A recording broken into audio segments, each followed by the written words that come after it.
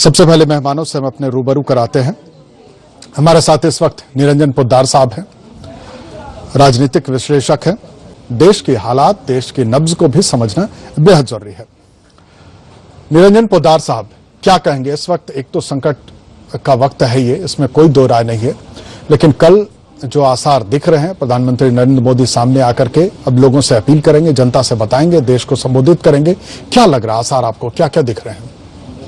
जी परिवेश जी, सबसे पहले तो आपको नमस्कार। जी नमस्कार। परिवेश जी, ऐसा है कि देखिए, हमें इस बात का पूरा भरोसा है कि हमारे भारत के जो यशस्वी प्रधानमंत्री है, माननीय श्री नरेंद्र मोदी जी, जो इनकी विचारशीलता है, जितना इनकी दूरदर्शिता है, हम लोग इनकी दूरदर्शिता को पहले देख करके लोहा मान चुके हैं। और उसी के अंतर्गत मेरा ऐसा मानना है कि जैसे मेरे ख्याल परसों ये तमाम मुख्यमंत्रियों के साथ प्रधानमंत्री जी की मीटिंग हुई थी, जिसके अंदर लगभग जो सुनने में आया है कि भाई 11 मुख्यमंत्रियों ने लॉकडाउन बढ़ाने के लिए सिफारिश की थी और बाकी सबसे प्रधानमंत्री जी ने सबसे अपने अपने व्यक्तिगत रूप से सबसे सलाह ली थी। और उस सलाह के बाद में परिवेश जी, जिस तरीके से अभी तक प्रधानमंत्री जी ने इस बारे में कुछ भी नहीं बोला है, तो जैसे मान लीजिए परसों से मीडिया के अंदर कयास लगाए जा रहे हैं कि भाई लॉकडाउन बढ़ाने की या लॉकडाउन पार्ट 2 की औपचारिक घोषणा होने वाली है जी। तो इसको जैसे ये डिले हो रही है और अब कल के लिए जैसे प्रधानमंत्री जी का एक संदेश है, वे कल प्रधानमंत्री जी देश की जनता को संबोधित करेंगे, तो मेरा ऐसा मानना है कि प्रधानमंत्री जी ने ये 36-48 घंटे जो बिताए हैं मुख्यमंत्रियों की मीटिंग के बाद में, तो इससे उन्होंने पूरी ऐसी गुणाभाग निश्चित रूप से दिखाई है, जिसके अंदर जो उनकी जो शब्दावली थी कि जानवी और जहानवी, तो उसी शब्दावली को चरितार्थ करते हुए मेरे हिसाब से यशस्वी विद्वान प्रधानमंत्री जी ने जो है ऐसी एक अपनी गणित बिठाई होगी, जो आपको कल की घोषणा में आपको एक नया चौंकाने वाली चीज आपके सामने आ सकती है कि लॉकडाउन या तो शायद बहुत कम अवधि के लिए वो बढ़ाएं, और या शायद कल का जो लॉकडाउन पार्ट 2 का जो वो काम करें या पार्ट 2 की जो घोषणा करें, तो वो अगला 30 अप्रैल तक लॉकडाउन से बाहर आने का चरण के हिसाब से वो करें कि भाई अगले 15 दिन के अंदर बाहर जो है लॉकडाउन से बाहर निकले। तो इसका विधिवत रूप से वो हो सकता है चरणबद्ध तरीके से इसकी घोषणा करे कि भाई हम 20 तारीख तक हमारा ऐसे होगा, 25 तारीख तक हमारा ये ऐसे होगा, इसमें हम राहत देंगे, 26 तारीख तक इसमें राहत देंगे। तो कुछ ऐसा वो शायद कुछ ऐसी घोषणा करेंगे जिससे इस देश के 130 करोड़ लोगों के हित में हो, इस देश की हर प्रकार से इस देश की इकोनॉमी के, इस देश के भविष्य के हित में हो।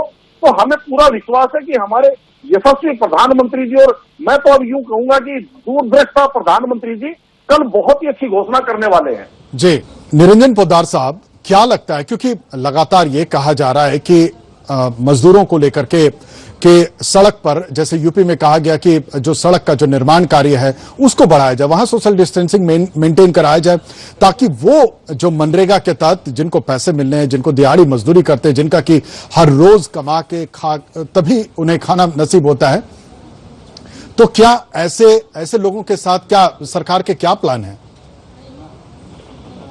परिवेश जी, हेलो जी बोलिए। निश्चित रूप से परिवेश जी, जैसे इस बारे में अगर सरकार सोच रही है तो बहुत ही उत्तम सोच रही है, क्योंकि मैं आपको एक बात बताना चाहूंगा कि चाहे ये जो कंस्ट्रक्शन के ऊपर जो मजदूरों की टीम होती है, चाहे ये जो एमएसएमई के अंदर जो फैक्ट्रियों के अंदर जो मजदूर होते हैं, ये सब क्या है कि ये एक जिसको कह सकते हैं कि कम्युनिटी उस तरीके से नहीं होते हैं, ये इनको अगर काम के लिए अलाउ किया जाए तो उससे कोई कम्युनिटी स्प्रेड होने की कोई खतरा नहीं है। निरंजन साहब, मैं जरा आपको बीच में रोकना चाहूंगा, इस वक्त हमारे साथ मीम अफजल साहब जुड़ चुके हैं। मैं एक सवाल करना संदीप द्विवेदी साहब, मैं एक बात कहना चाह रहा हूँ जी, मैं निरंजन एक सवाल करना चाहूंगा। जी पूछिए निरंजन साहब, पूछिए। जी परिवेश जी, जैसे अभी मीम साहब कह रहे थे, मीम साहब आपको मेरी आवाज आ रही है? जी आ रही है, बिल्कुल आ रही है, बिल्कुल आ परिवेश रही जी, है। जैसे अभी मीम साहब कह रहे थे, मैं इनकी एक बात से इत्तेफाक रखता हूं कि जो ये ऐसी विषम परिस्थिति और जो ये आपातकाल, में इसको कहूंगा एक तरह का भारतीय जनता के लिए, इस आपातकाल के अंदर भी मीडिया का एक वर्ग जिस हिसाब से इस मुद्दे को हिंदू मुसलमान बना रहा था, ये निश्चित रूप से शर्मनाक है मीम साहब। मैं इस बात का, आपकी इस बात से 100% मैं आपके समर्थन में हुई।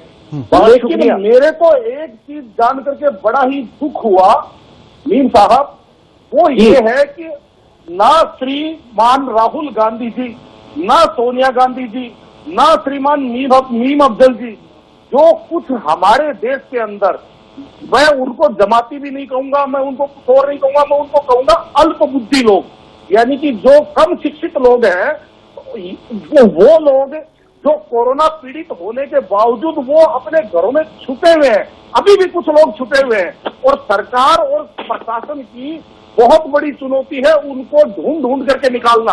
और शायद आप देख रहे होंगे, जो जेन्युइन रिपोर्ट की बात कर रहा हूं, उसके ठीक है। अंदर सरकार ने ठीक है, यहाँ तक निरंजन भी साहब, कर दिया है आपके कि सवाल का जवाब देंगे अब मीम साहब। देने वालों के ऊपर इनाम घोषित कर दिया है। ठीक है, ठीक है मेरा निरंजन साहब, सवाल ये आपके है- सवाल का जवाब देंगे मीम साहब।